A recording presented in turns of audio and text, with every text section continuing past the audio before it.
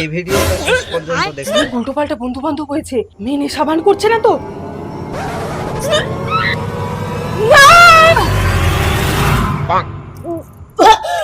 মনে হয় গ্যাস হয়ে গেছিল। বাবু আমি প্রেগন্যান্ট। গাড়ি মানে বয়ফ্রেন্ড ছাড়তে এসছে? দাদা কত হলো? ও র্যাপিডো वाला।